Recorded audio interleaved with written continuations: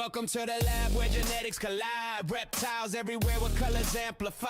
The morph so wild, they'll twist your mind. Patterns like art, every scale is defined. In the reptile world, we're raising the bar. Discover new genes, then combining them all. Creating foundations that make our brains shake. Insane combos that hit like an earthquake. Genetic canvas. Paint the dream. Make a dream where reptiles glow and the visions gleam. Tune in now, let's raise the ceiling. The best reptile podcast starts in 3, 2, 1.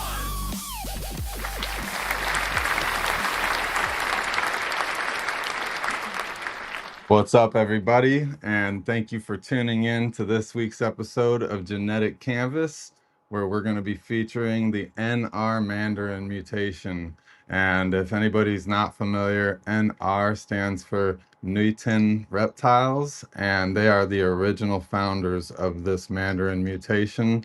And it had to be notated with the NR because there was another Mandarin mutation that was founded and named prior, and there was some confusion with the two. So to kind of establish the two separately and diminish that confusion, we carry the NR Mandarin onto this line, and you'll see tonight why it's the superior mutation and why it's going to be it's going to be very exciting going forward into the future with this mutation, not only in its single form, but with its potential as a super homozygous as well. So shouting out the merch tonight, we got Rice Reptiles up on the hat, and down here on the shirt, we're rocking out with Frank at Locked and Loaded Ball Pythons. So if you guys aren't familiar with them, make sure you go check them out. This episode's gonna be loaded with a lot of new stuff. As you guys might have saw in the intro, if you caught that, we got a new sponsor, Ball Morphs, on the channel, and we couldn't appreciate them more. So make sure you guys go over to their page, give them a follow, check out their morph market, and mention Genetic Canvas when inquiring for any animals to receive that discount, which we will be dropping a code for here soon. But yeah, definitely jump on that ahead of time and just inquire about that discount code if you see anything that you like. Another thing we got going on is I got a book here that has been out of print for some time now, and I was able to get a few of these brand new copies, uncirculated, signed and shipped over here to the US. So we do have the signature from the author himself with a little kind of personalization in each one. So if anybody's interested in this amazing book, definitely reach out. Tons of amazing info. I'm very happy to have one of these myself, but I just wanted to show that off and make sure that everybody had the opportunity. I do only have 4, so make sure if you're interested you reach out because it's limited to that availability. Getting into this episode though, I also had my first clutch of the year drop today, so really excited about that, kind of getting the ball rolling for the season. I'm trying to go unseasonal, just kind of work off of when my females are ready and try to get it going year round. So we'll see how that works out, and yeah, it's off to a great start. Super happy about that. And I have been reviewing a new brand of cocoa substrate called Cocoa Cuts, and I have been really liking it. So make sure you guys stay tuned for a review that I'll be dropping on the Cocoa Cuts brand to tell you guys what I think of it and what kind of tests I've put it through. So besides that, it's going to be a great episode. See who's joining us in the chats real quick. First, we got Vance at Blue Zombie Morphs. We got Morph Forge in the building. Dambala Exotics. That's Alan and Tiffany and John and them at the Forge. We got Dwight the Pie Man in the house. Let's see, Lindworm Exotics Randall in the building. Appreciate you. Proxima Reptilis. We got Third Coast Constrictors, ERS. Got a lot of you guys over here in the chats. Mission Morphs, appreciate you all coming out. I know a lot of people are excited. TNS Reptiles, Adrian Marvell, Fred English, Mercy Morphs, TJ Hutch, Fred, I think I said Fred, Christopher Walker. We got a lot of people, All City Serpents. We appreciate you all coming out, joining us for the live, and everybody that's funneling in later on in the episode, appreciate you too. And everybody catching this after the live has already played, we appreciate you as well, because we do get our most views after our live replay. So make sure you guys are commenting, telling us your favorite part of the show, telling us what you're doing with your projects over there and your collections, and if you're working the Mandarin, what kind of directions you're taking it. We want to know all the details, and I love reading the comments and responding to them every week. So yeah, drop them and I'll get back to them. I'll make sure to get around to every single one and respond. So this is going to be awesome. We got a banner. Normally I have a guest host. This week I'm going solo just to kind of get it a little focused here. But if you do want to guest host a future episode of Genetic Canvas, comment hashtag seat taken and I'll get you on the queue so that I can reach out for when you come up for your opportunity. But I'm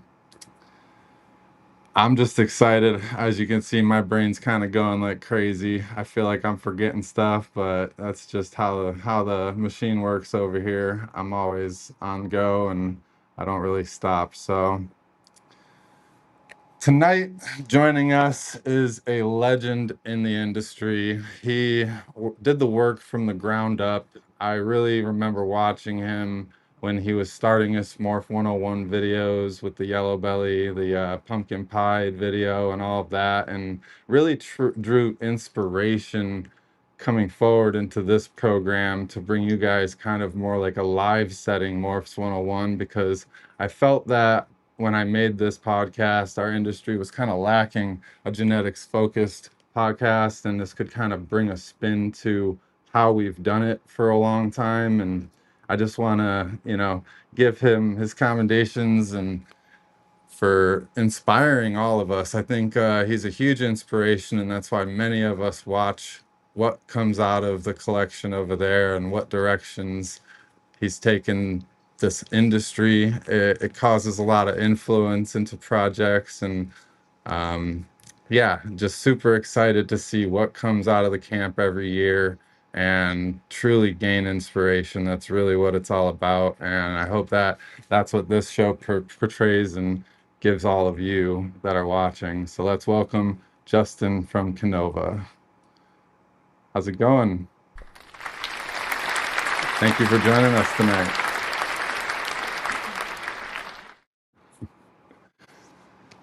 So, can you yeah, it's good to see you too. Can you tell us a little bit about when you got into this Mandarin mutation? I know it was early on. When you got in, it wasn't determined that hypo was attached yet until after you were working it, correct?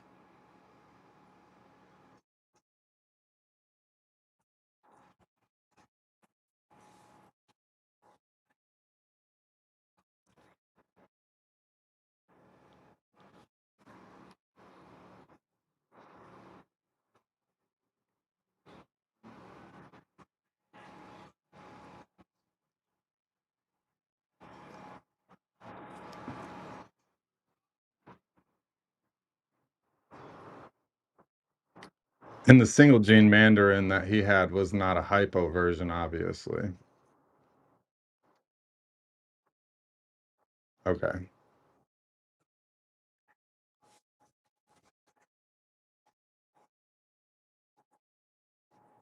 true.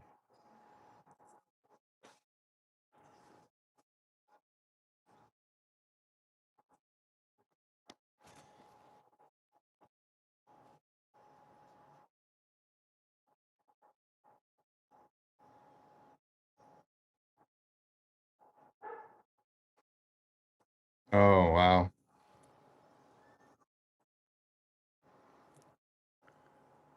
Hmm. Yeah. Let me see. It doesn't make any sense. Can't hear you at all, they're saying. You want to unmute your snake cam and or unmute your computer, and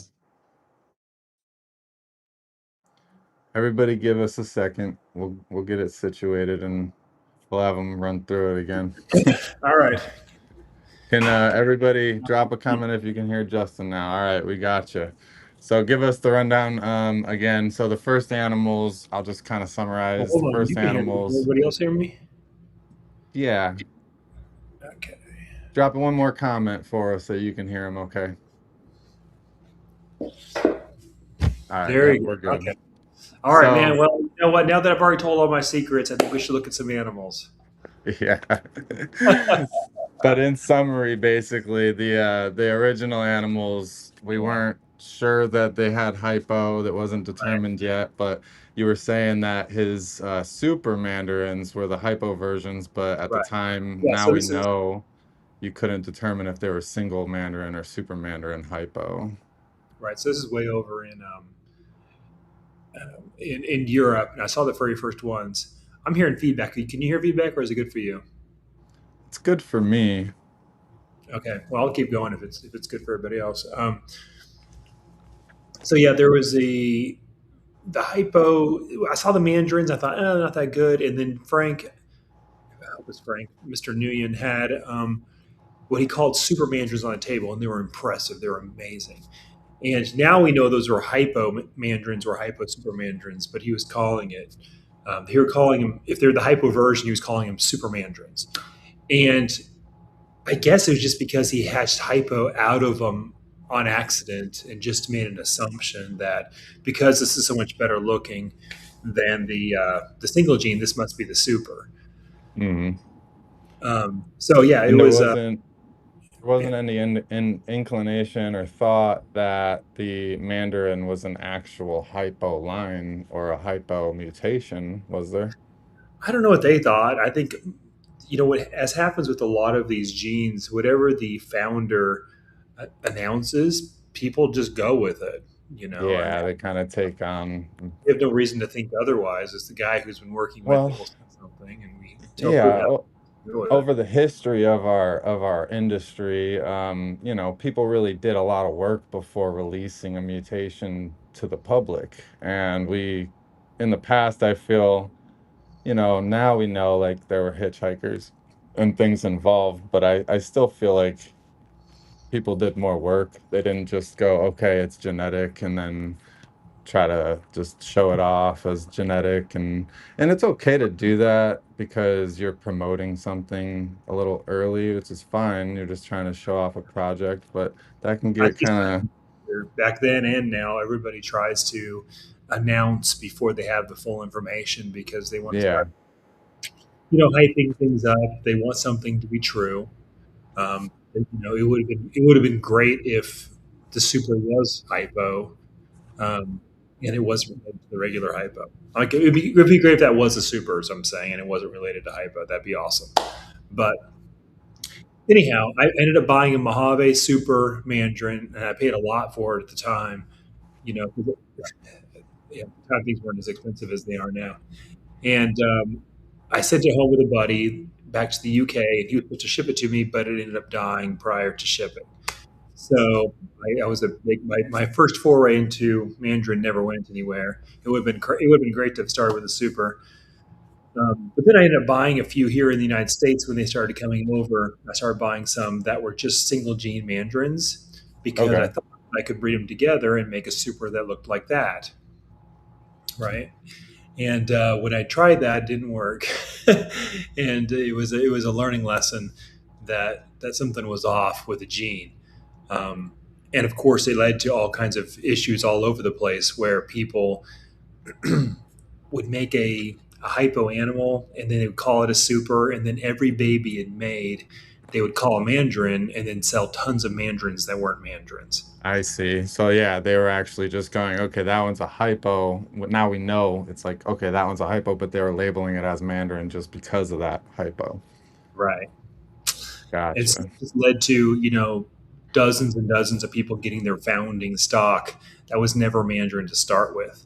And so you ended up with just chaos, literally, in the Mandarin world. So it was a tough situation, honestly, and um, because it's a tough situation, I went and bought, I think, 3 or 4 hypo super mandarins. Of course, Okay. they were still called super mandarins from TJ at Tofauti because he had the best looking ones. They were phenomenally insane. I waited my turn, in line and ended up buying three, 2.1. And And those were guaranteed super Mandarin hypos. I mean, we never discussed a guarantee, Okay. but because he didn't know they were hypos when I bought Okay. Yeah, yeah. When you first bought them, no one them. knew at the time. They were like 75 grand purchase essentially. Um, it was a crazy, crazy investment, but I wanted the real deal. I wanted no more games. I'd been burned too much in the past, and he didn't know they're hypos. He called them super mandarins, and because they looked like that, I believed they were super mandarins. And I think they actually did prove out to be super mandarin, but we just didn't know about the hypo. Yeah. Uh, so I didn't get ripped off or anything. It was good. But everything I've made since then has been built off of these foundational animals and really working hard to get the best looking versions of everything I possibly can, and just playing it forward. Heck yeah. So let's get into a little segment here that I call the creative lens. So what we're gonna do is just kind of pick your brain here, go through what you think of this mutation going forward. So is there a project direction outside of one that you're working that you see the NR Mandarin or Super NR Mandarin making a impactful difference? I think there's very little it doesn't make a difference on. It's a subtle step. The Mandarin is a, a, a one step in the right direction to adding deep contrast and rusty color to an animal. The Super Mandarin's another step, but then the hypo lights the whole thing on fire and makes it insane. Um, and so far it seems like you don't need hypo to get good looking animals, but hypo is where it's at big time. It just turbocharges it. So we're putting it into everything. We're finding out if it doesn't work well with anything. Of course, it's probably not going to make an albino better, but maybe.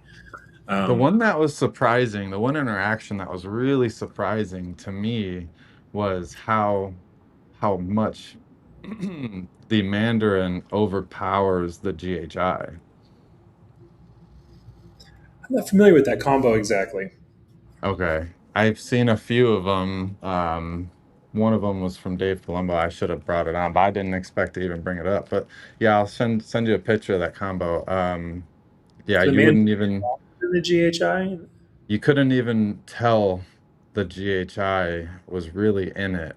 It almost I'll Like, have to yeah, how I'll do we send know? you a picture. It's very interesting. It almost like I questioned it very heavily until I looked up a few more and I was like, wow, it really overpowers it that much because it all the noise inside of a GHI's alien head, it wipes it away. That's really surprising to me because I've never seen Mandarin have a pattern effect on anything. So Okay. I'd almost question the ID, to be honest with you, just because if you say, "Oh, I don't see I did GHI," too. Yeah. have we shed tested it? I actually do believe he shed tested it as well. He shed tested every Mandarin recently. It was Brandon at Oh, Righteous Mandarin Reptiles. GHI. So I'll check on that. Yeah.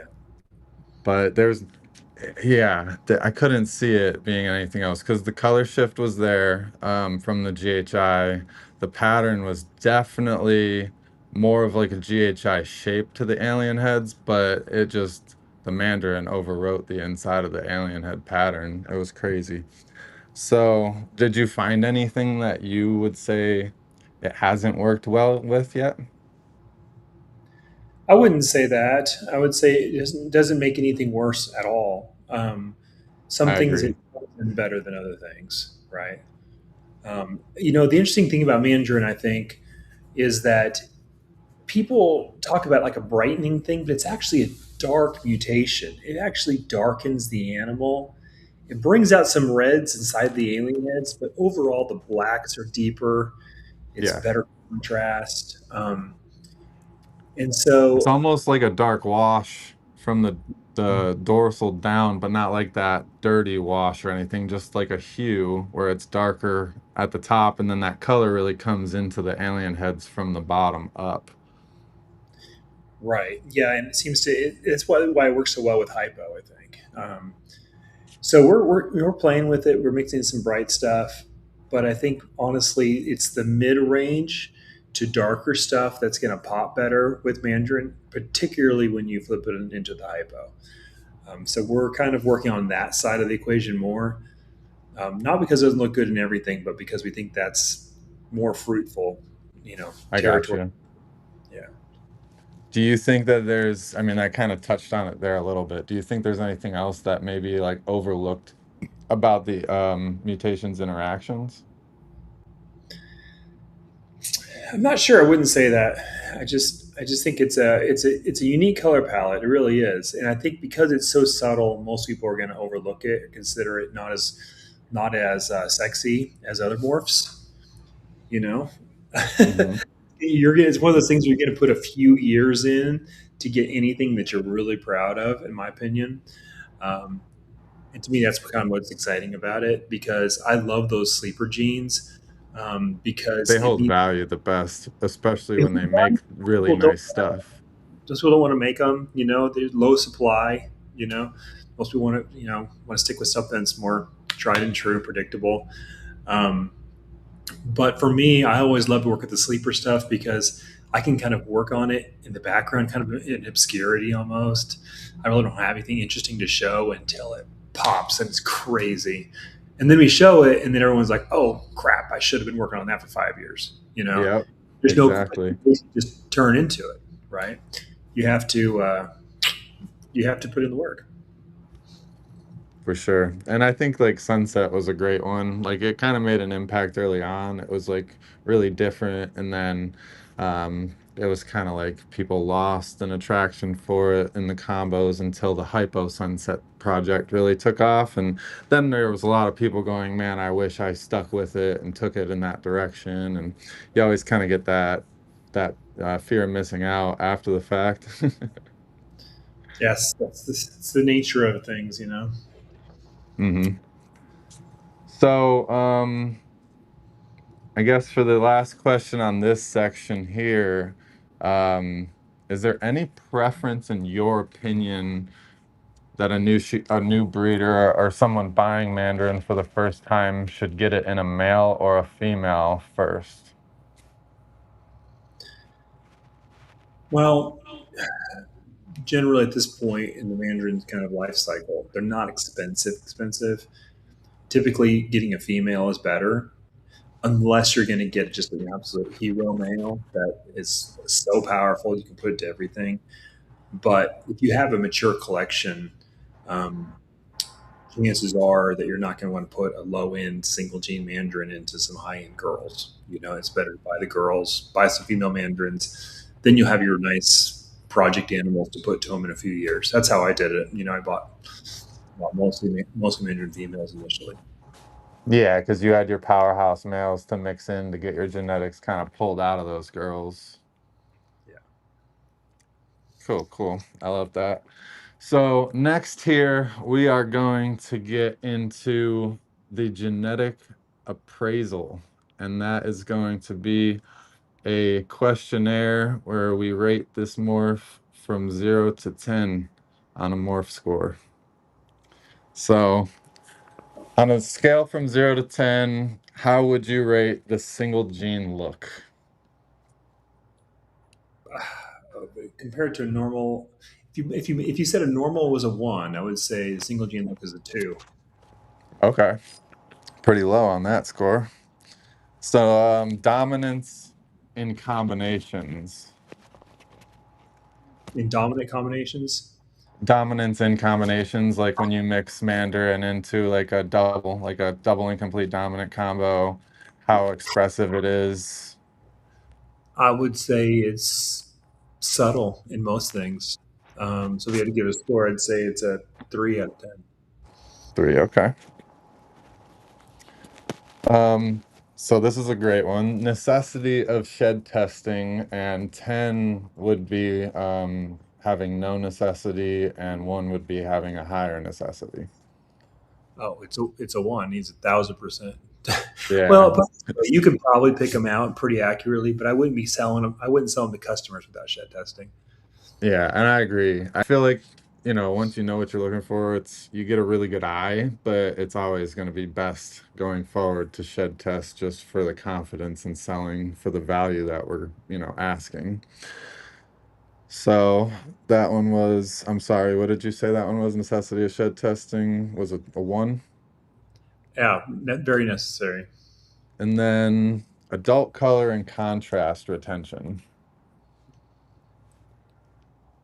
10 being the best. Yes. Boy, subadults they tend to get better and better and better up to about, I don't know. I'd say almost all of my animals have gotten better, at least into the 1,500 gram range. Some of my old Mandarin girls don't look that great anymore. They kind Um, of dull after a certain age. yeah, but for the most part, for the first 3 or 4 years, they look better, I'd say, than as babies. So I don't know how you'd score that exactly. Let's say like, a 6, 7. 6, 7. There you I just had to throw it out there. go. No, I think a 8 would be pretty fair though, Yeah, because they really do give a lot to the retention of that quality, I feel, as animals age and they get better, like you're saying, at least for the first 3 years, but all ball pythons after 4 or 5 years kind of yeah. start to lose their glow. I can't think of one that looks better as 5 years old than they do at three. A female that's pregnant and in glow, like maybe Maybe, might look better. maybe. But yeah, it's a tough one. So, what do you feel the importance of the homozygous form is? Now, this is an incomplete dominant, mutation question only, but the importance of the super on a 0 to 10. I would say it's the super is mostly where it's at. I would say an 8. Okay. Yeah, and I agree. The super is going to be a huge game changer going forward. Um, I love Mandarin. I have to shed test 1 that I have to make sure it's a super, but it's supposed to be a either fire or vanilla probable super Mandarin, 66% hypo female. So hoping that proves out as a super and het hypo. Now, this one should be a good one, easy one, but project compatibility, 0 being, weak and 10 being very strong across the board. I'd say it's a 9. And just, there's nothing it really doesn't. Nothing you got to keep it out of. Yeah. And I do want to, I will send you that GHI Mandarin because that is the only combination that I saw that was kind of like, for one, I was like, that's got to be the wrong ID. That was my first thought. And when I reached out and I got some more pictures from other sources, I was like, oh, wow, it really does that to it. And yeah, so what do you feel the life expectancy of its demand is going to eclipse? Do you think it's going to be in good demand for, 1 year to 10 plus years? Yeah, I think combos of Mandarin will be heavy in demand in 10 years. Yeah, Um, I feel like that's an easy 10. of course, single gene Mandarins will be sending to the pet store, but Yep, point like hypo super Mandarin being the base, the stuff we're going to be making at that point with it are just going to be insane and will still be in demand. for sure. So what do you feel the importance of, you can say Mandarin or Super Mandarin, is in your collection going forward? 0 being, low importance and 10 being very high importance. 8, I would say. I mean, it's pretty on the high end. There's I like that answer. few other things that are more important to me right this second um, than Mandarin. Do you want to share? Well, I mean, like to me, like Tornado is up there because it's new recessive. Like I'm all in Yeah. on that. I'm all in on some of these combos of stuff. But as far as like a codom, I have Cosmos. I'm pretty interested in. But other than that, Mandarin might be the second. And for such an old gene, I think that's really remarkable. Yeah, it really is. Have you played with layering Mandarin on other orange mutations to fill in a larger range of those tones? I have, and it seems like it works to an extent. Um, the problem with layering things with similar things, like you say, okay, Mandarin's kind of orangey, so let's put it with Orange Dream. Let's Yeah. other orange mutations. The problem with doing that is sometimes they kind of knock out the same color palette in a way, and they end up being just slightly better and maybe a little bit might actually take away from it. So what's interesting about Mandarin is it's a dark maroon, like a dark, not even maroon. It's like a rust, I guess, Yeah. rusty. It's You know, very rustic, Orange Dream is um, actually blondish. colors of Mandarin oranges, right? It's like a more a lava orange, right? And I think although Mandarin does make Orange Dream better, I think the most interesting stuff for Mandarin is going the opposite direction, staying away from the pale oranges and going with the deep maroons. Because there's so many ways to make pale oranges. All the OD combos are like we've filled in almost every spot of the spectrum on the pale orange side. Yeah. And Mandarin can change that slightly, but I think the Mandarin brings in a palette that we've not really touched a lot yet of color, and I'm trying to keep it in that range because that's where the most unique stuff is. Yes, definitely. With that reddish undertone playing through that visual expression more than getting that blondish orange kind of Right. tones coming in. And I noticed with the Mandarin Orange Dream combo, like you're saying, it really gave a lot of contrast to kind of that upper two-thirds of the alien head, and then the interaction from the animal that I saw, because they can probably be variable, but that orange underneath that darker pattern at the lower end of the alien head was just accentuating. It was just like Right. extravagantly brighter orange to where it had that very tangerine look to it with a fluorescence, but it just didn't change it too much. It just made it kind of pop more. Yeah, exactly. So the next question here is genetic health and durability of the mutation. 0 being, it has some sort of problems, and then 10 being no, none at all. I'm not seeing any at all. So None I'd at say all. 10. All right. And we know many different mutations have, their different issues. So it's always a good question. And many of them don't have any issues. So many of them will get a 10 on that question. But the last question here is complex genetic compatibility. Does it stay visible when you go deep? And 10 would be it's really visible when you get stacked into deeper projects and, from there.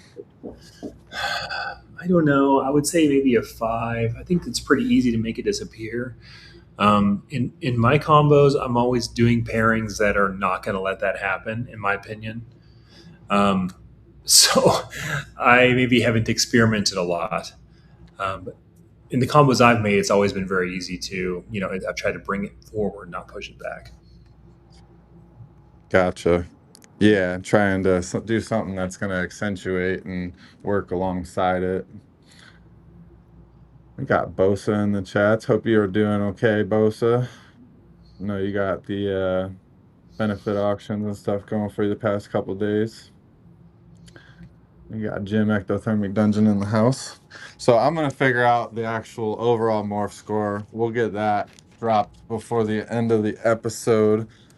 But the next thing that we got going on tonight is the morph gallery. And I know everybody's been waiting for this. So we are going to get into the project primers. If you wanted to go ahead and grab a few snakes you wanted to show us just for like the basis of the project, kind of like a single Mandarin, wherever you want to start, and we'll go from there. Yeah, sounds good. Let me grab a couple animals here. And then everybody, while he's grabbing those animals, y'all check out this recap from last week's episode. Not last week's episode, because that was an archived episode. Make sure you go back and catch that replay though, because the voodoo episode with Bob Vu was amazing for that archive. But this was the hybrid episode recap. Make sure you guys go back and catch this one. Holy cow, that's an That amazing one's one incredible. Dang, yeah, that's the one with the thickest black pattern. It's a very dashed pattern, banded pattern. I like that a lot. Yeah, this one's amazing. This one's really nice. That mascot right here. Dang. Is that a leopard? It's got the granite in it. So this is het granite. So I mean, Het look at the granite. het influence on this thing. It's insane. So granite is basically like monsoon in ball pythons.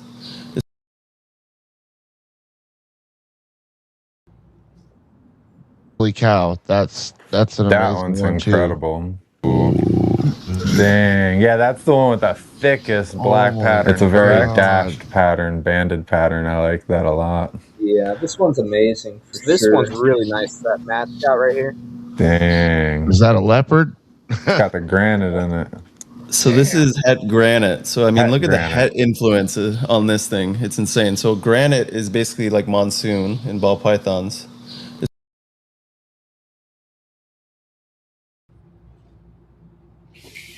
All right, there we go. It finished playing. Make sure you guys comment #replay_gang and check that out. Anybody that doesn't know already, we have some amazing discounts for our sponsors. So make sure you guys are using this code here, Dungeon10, for 10% off your entire order at Ectothermic Dungeon. Use the code in the notes section or when inquiring directly through private message. And the same goes for our next promo code here. Rice Reptiles, 30% off. If you guys don't know, the market is at its lowest and they're giving you 30% off. So make sure you run over to their Morph Market, check out these amazing offers and scoop up these deals. All right. Let's get this here. And I'm just going to keep showing them to you guys. But so here's the deal. I have 2 regular mandarins in the whole building, and they're like 8 years old.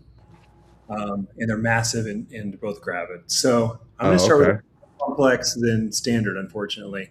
I have a pretty rigorous get animals out of the facility that aren't hot enough anymore. So I hear you. keep a lot of stuff around.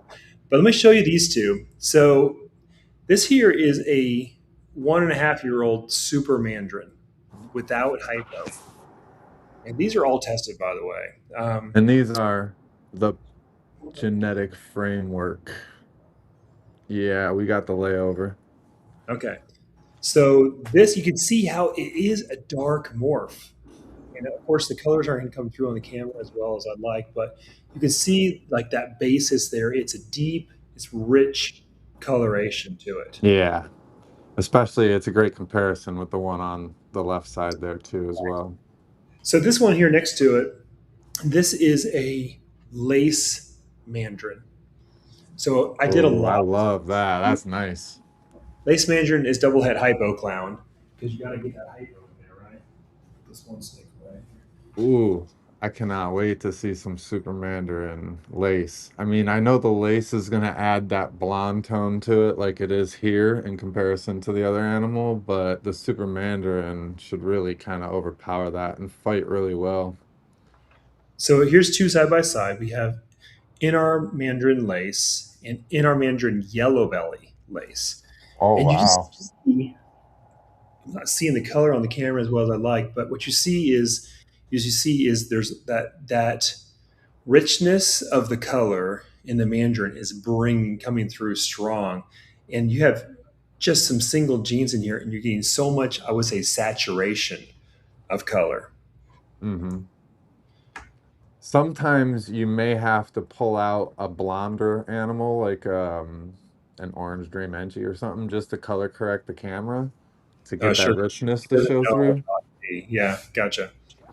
But otherwise, I think it's giving a great example. The yellow belly really cleaned it up a lot. I'm surprised by that.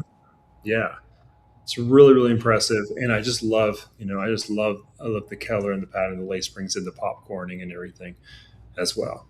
Yeah, you do get like the extra busyness of the popcorning, but the Mandarin really controls how much noise is inside of the pattern as far as like the black scale tipping and everything. Yes, correct.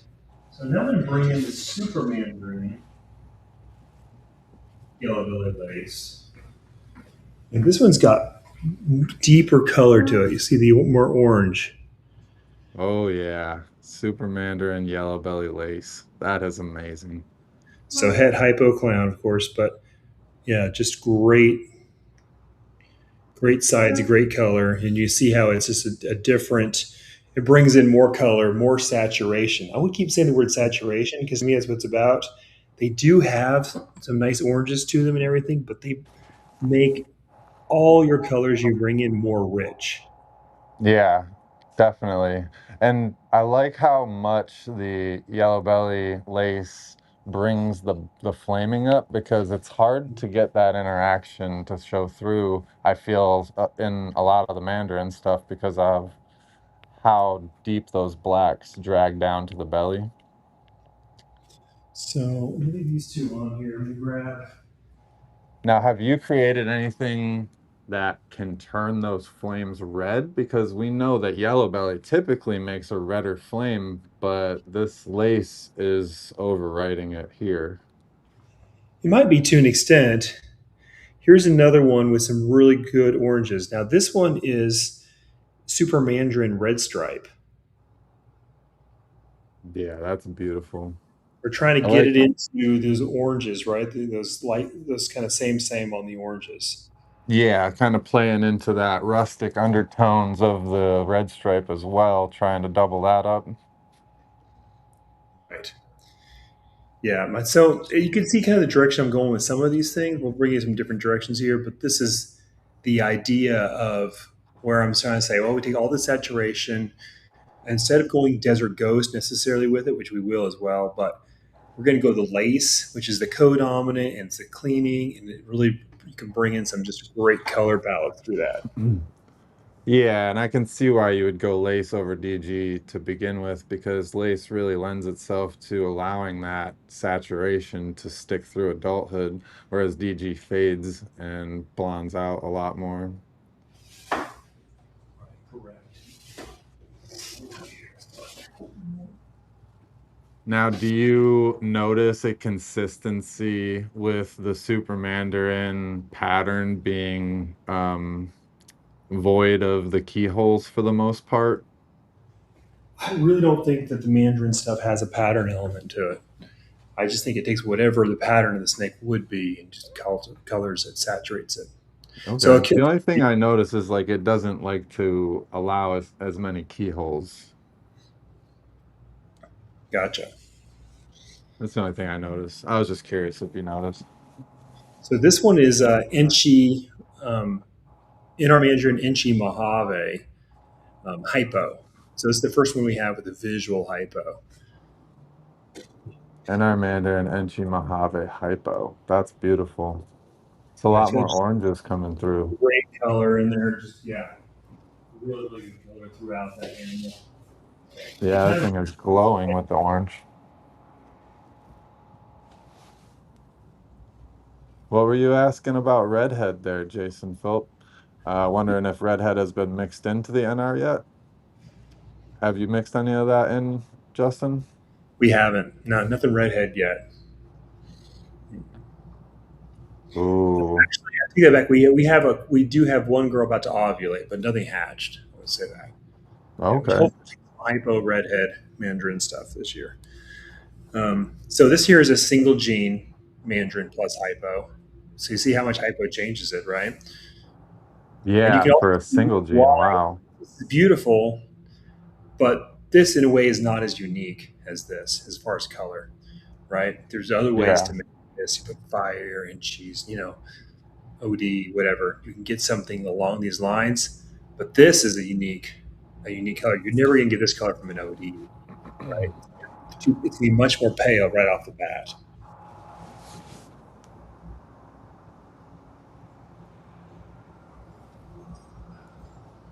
Lace yellow belly bred to NR Mandarin male. Good luck with that. Sounds like a nice clutch.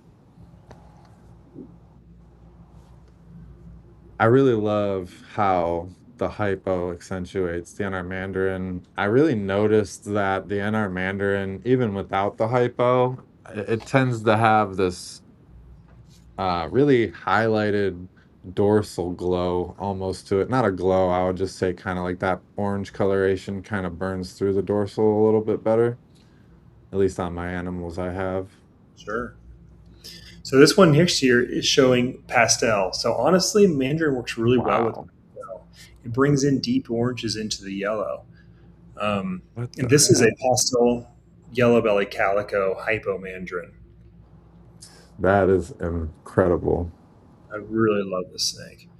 We made one last year, and it's at the other building. Unfortunately, some of my best Mandarins are at the other building. I can't bring them here for this show, but we made a pastel blackhead hypo Mandarin, and the few snakes I love better.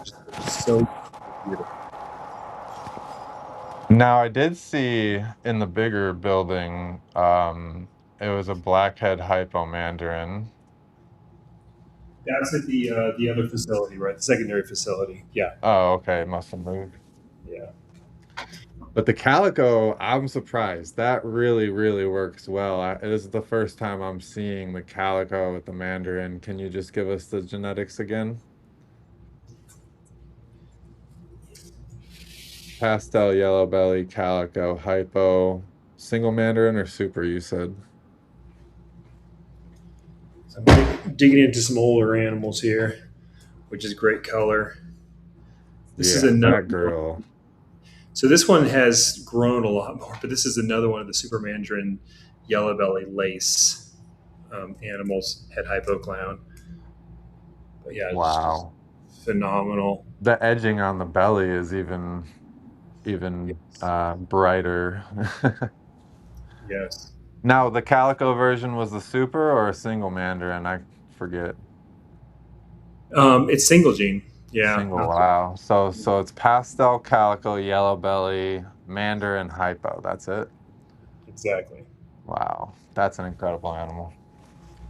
For all you pastel haters out there, I love some pastel. And can you just tell us a little bit about that? As a bigger breeder, do you feel that working pastel is important because it also, without it, you don't have the ability to unlock a whole nother realm of potential? Yes, I completely agree with you, 1,000%. Unfortunately, Market sucks. the market. Yeah, I just wanted to make it clear that it's still important to play with all the mutations, and the only reason why we shy away as investors is because of the market, but there's still amazing animals to be made with it. Correct. No, I completely agree with you. I like a lot of the pastels I make. Unfortunately, I find them harder to sell because some people have decided that pastel's bad, and tell their followers that, and it becomes kind of like a group thing. Yeah. Eventually, though, no one's going to have pastels left, and then we can start making them again, and people will think they're hot again. Yep. I think they're beautiful. Everything kind of comes back around like that, like the bell-bottom jeans and stuff. And right. All right, I'm going to get one of the adult female hypo super Mandarins so you can see kind of what we're aiming for on all this stuff. All right, sounds good.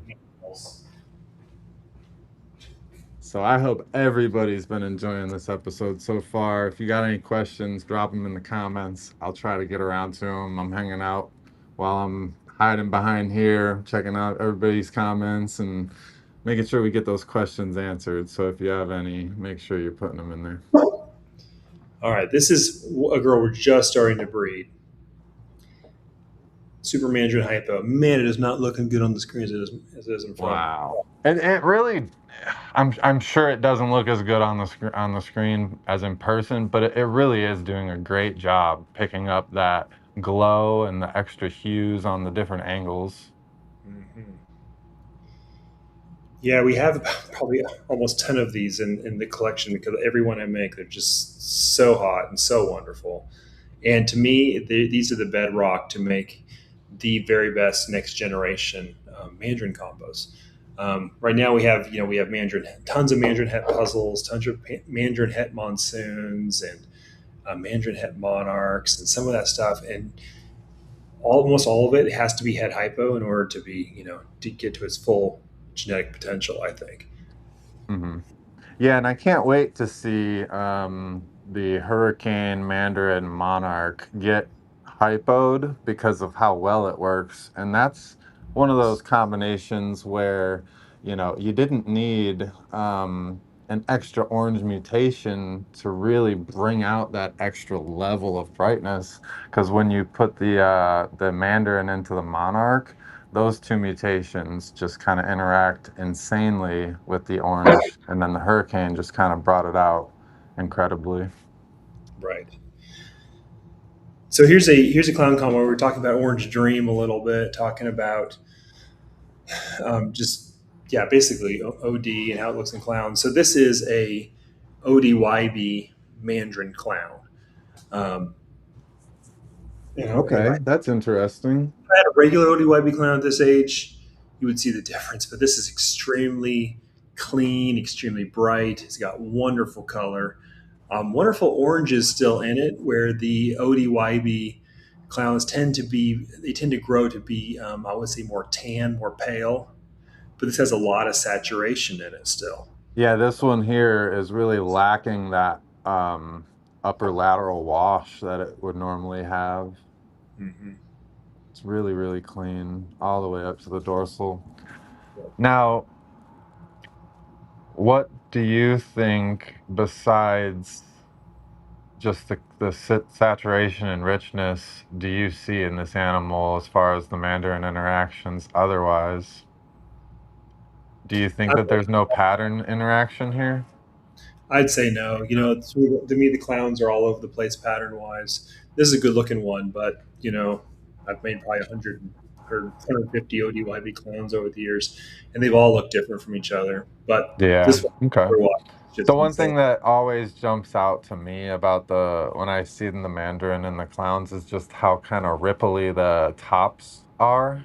They kind of look like ripples kind of edging the sides of the dorsal. Let me bring in But a regular. that's variable in a lot of different stuff.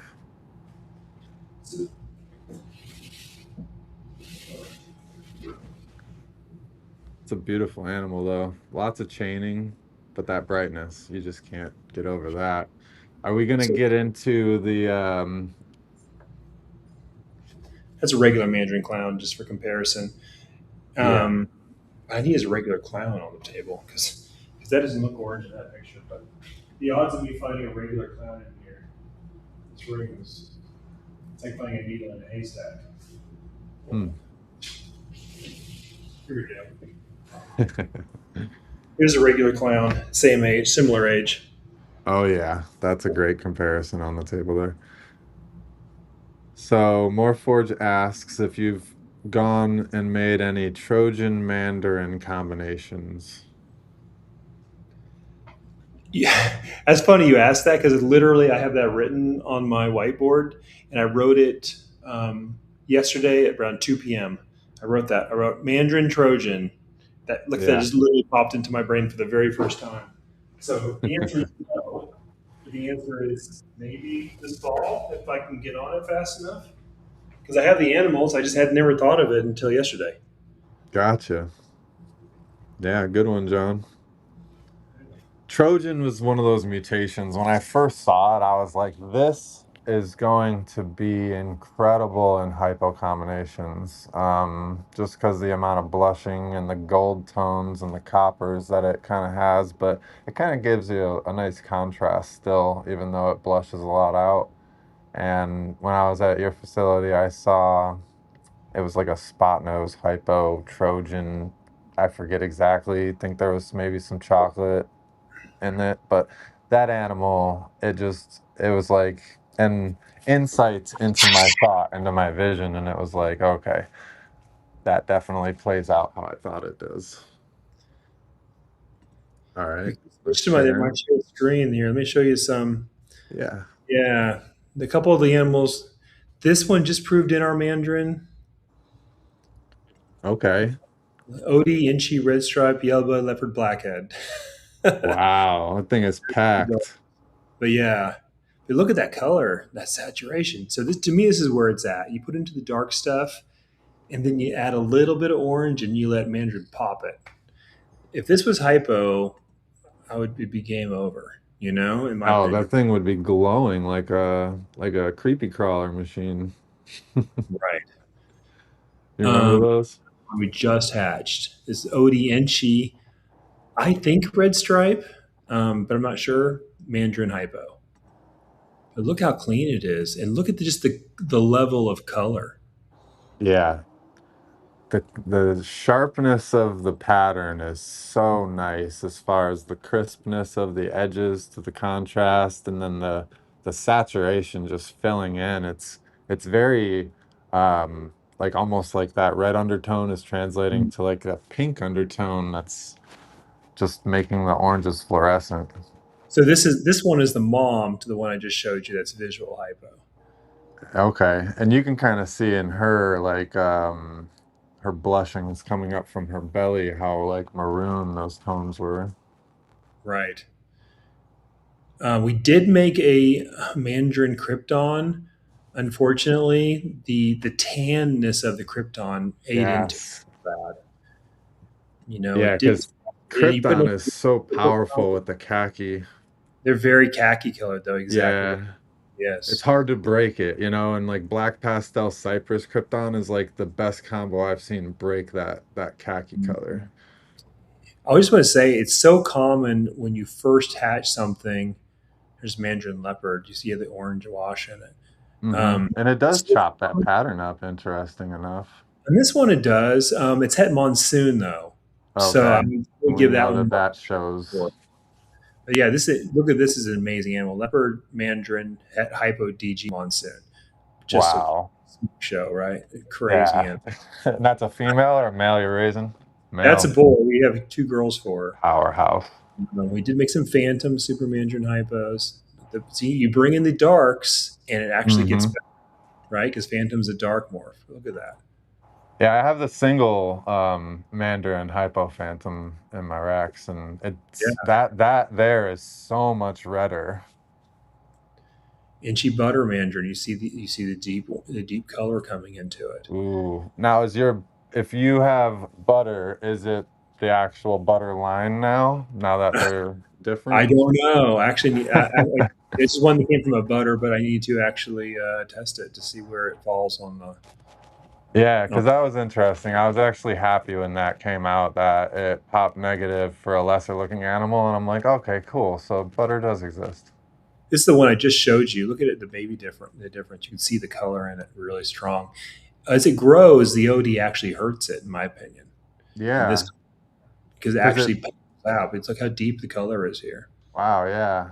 Because it got more of that blonde kind of bright orange as it aged instead of keeping that richness and that undertone. Let's put a picture on this one. This is the one I was telling you about from the other building. Do the picture.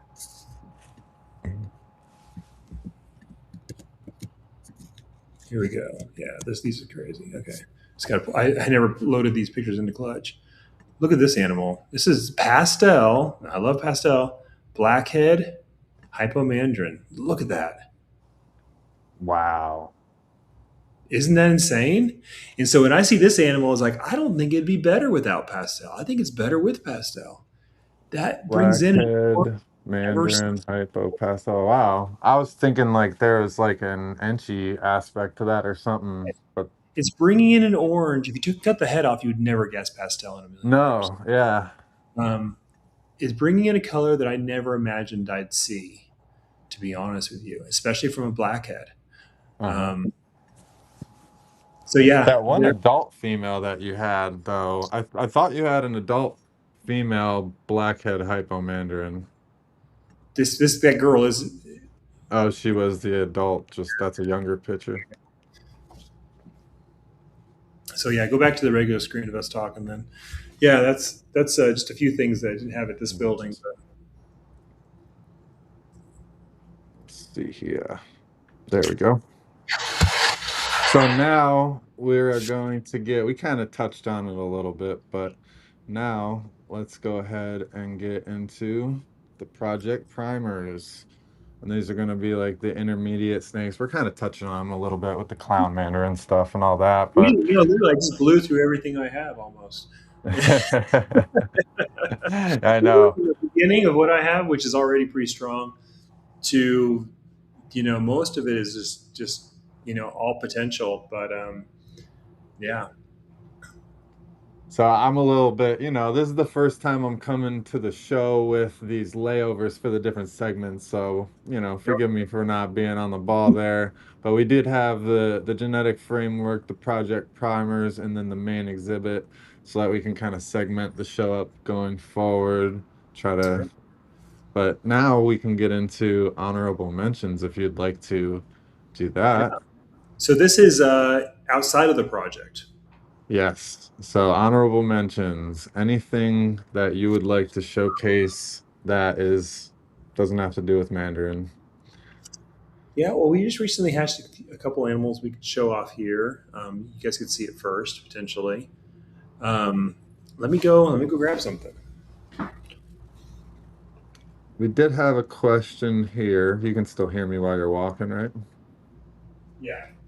So this is an idea I already had. I just wasn't going to voice it publicly, but since they said it, Mandarin Jungle Llama could be interesting. Jason said, now where I go with that, my thought was Mandarin Mario into a lot of projects because we've seen the Mario give a lot of like DG projects, that saturation of color and that different palette. So I had the inclination of breeding or the idea of breeding the Mario into the Mandarin project. And I already have a Mandarin Mario hypo male for that reason.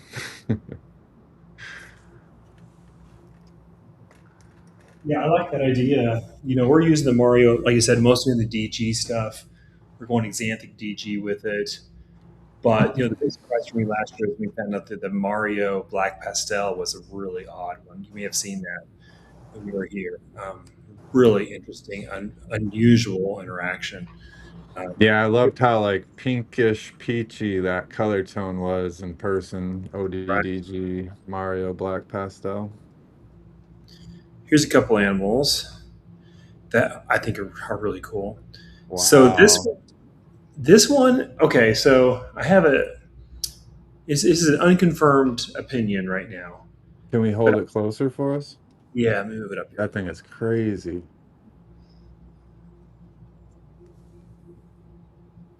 So wow. Really Sunset interesting. clown? No. This is just codoms. What the hell? So I think we tested it, but this came back as Inchi, Pos Super Red Stripe, Yellow Belly, Cypress Hurricane. Wow. And it's just very unique. So I have this theory that the Super Red Stripe is not in clown is subtly better than a regular red stripe clown combo.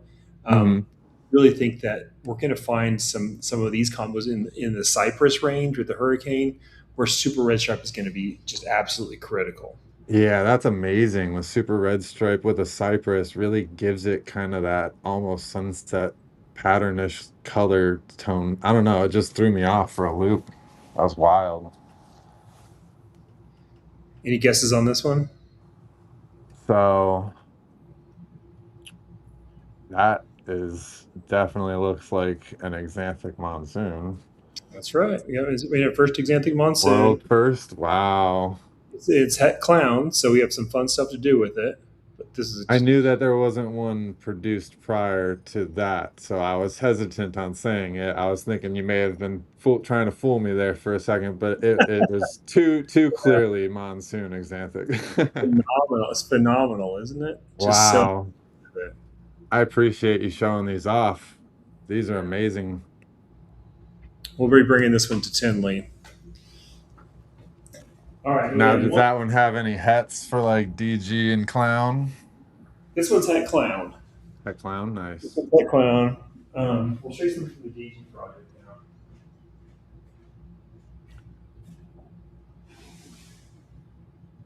David at Join Reptiles asks if you're working any paint projects, specifically with Mandarin, if you are working any paint projects. And then I don't believe you have the Bambino, but would you be working the Cosmos into the Mandarin already? Not yet on the Cosmos. Not Okay. yet on the Cosmos.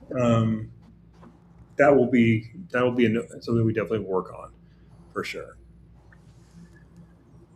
Okay. Yeah, I wonder how Cosmos will overpower and which one will win in that way. Yeah, it'll be very interesting. It'll be very interesting. Okay, so this one right here, I'll let you guess at this one too, since you did so well last time. Okay, so Desert Ghost Monsoon, but there's definitely looking like Enchi. No codoms. Oh, this is Clown. So DG Monsoon Clown, no codoms, huh? No codoms. Wow, I love that. The DG and the Clown really interact. The DG really interacts well to bring the Clown pattern more strongly through the Monsoon. Yes. Yeah, and I love how open the pattern is and just bright and beautiful, just insanely great. Wow, I'm surprised. Yeah, I was gonna say Enchi and then Clown, but that's beautiful. Look how bright, just open the pattern is. And I love how it does have a stripe down the back like a clown. Mm-hmm. The head really jumps out as Clown. Right. Just having that DG cleans up the Monsoon spottiness because you kind of lost that Clown head with the Monsoon Clown. Right. So we have another one of those, but this one's way better.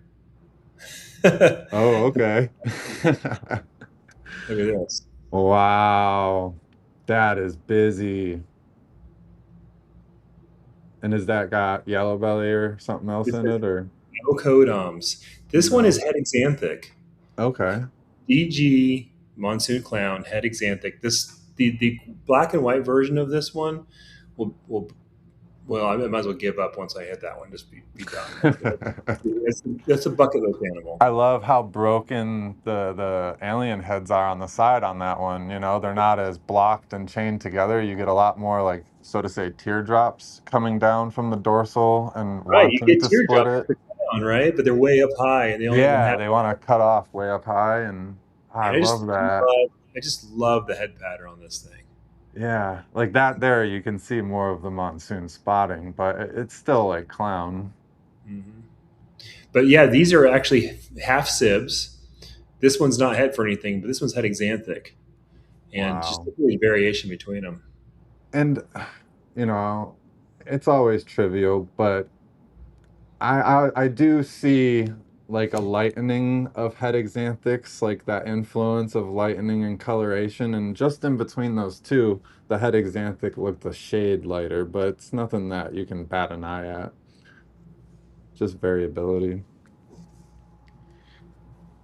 But wow, what incredible animals to finish the show out. Are you Show you gonna one more. I'll show you one more, but one this one, more? Okay. is okay. I'm just gonna give you a little sneak peek, and it is a clown. Oh yeah. That is amazing. Isn't that crazy? Hiding the head because it's got a wicked head. Yes. Okay.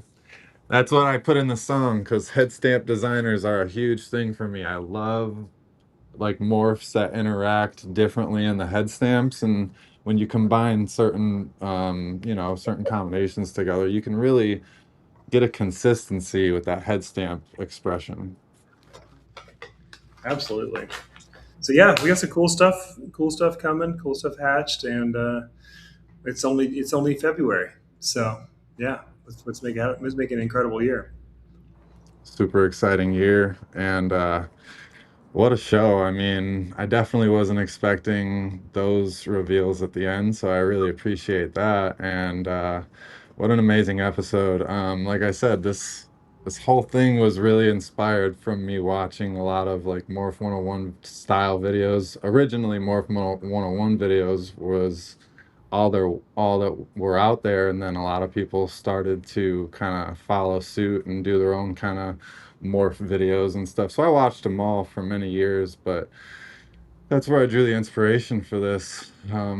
Just trying to get animals that are being produced and combinations that are more forward facing out into the light, and where we can break them down and talk about how they interact, and just where everybody can kind of come together and just gather some info and inspiration and see new productions like you just showed. And I think that that just drives our industry. And creating this show, I really just hoped to help our industry and in ways of inspiring people.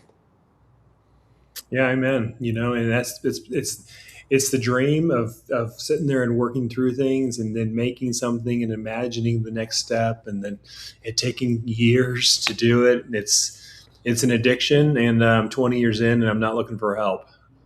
Yeah, yeah. There's no way out, right? Just through. The only Yeah. way out is through. And yeah, it's been incredible. I was a kid watching a lot of you all. Like you were 21. I think you're about 11 years older than me. So when I was seeing you come to the market and post your videos and stuff, I had been watching the industry for years already at that time. And um, just being able to be a part, even though I wasn't actively breeding, being able to be a part of this whole entire upbringing of this industry over that time, it's been amazing to watch. And the passion just, it's died at times. It's slowed down at times when the market's had its problems, and like back in the late 2000s, like early 2010s, like we kind of hit a wall with mutations, and there wasn't a lot coming in, and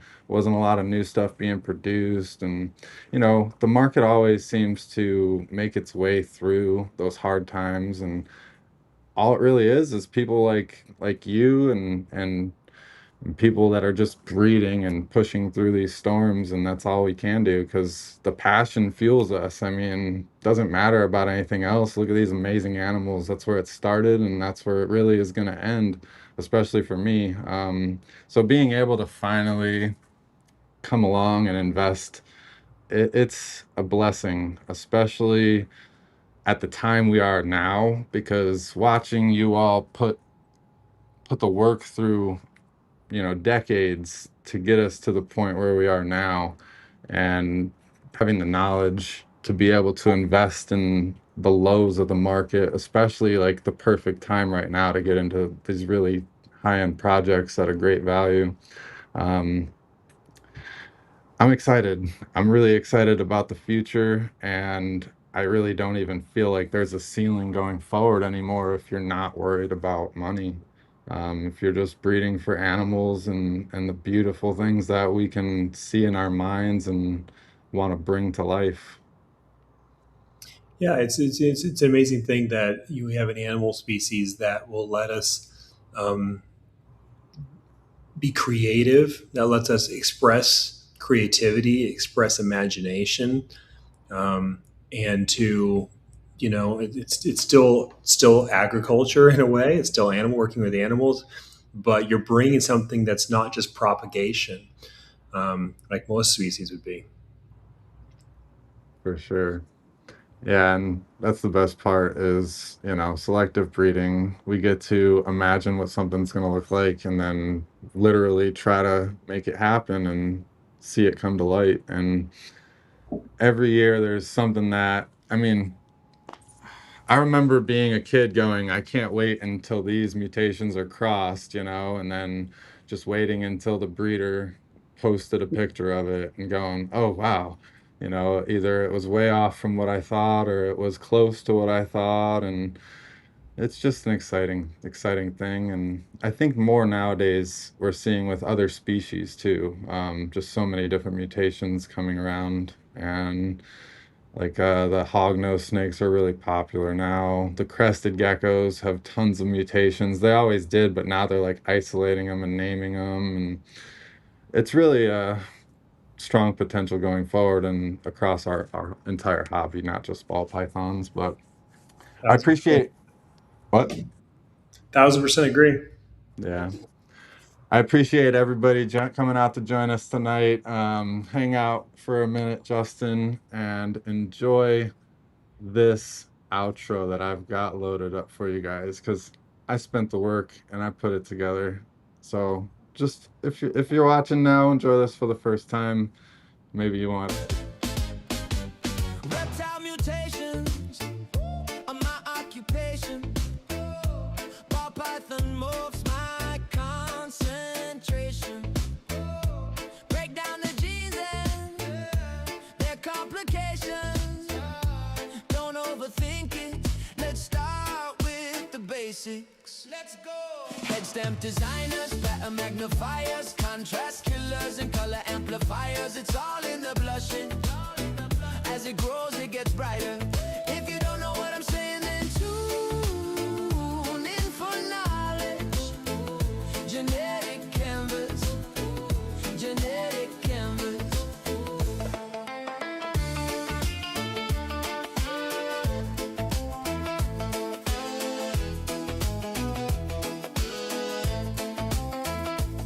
Is it recessive, incomplete, dominant? That's a no-brainer.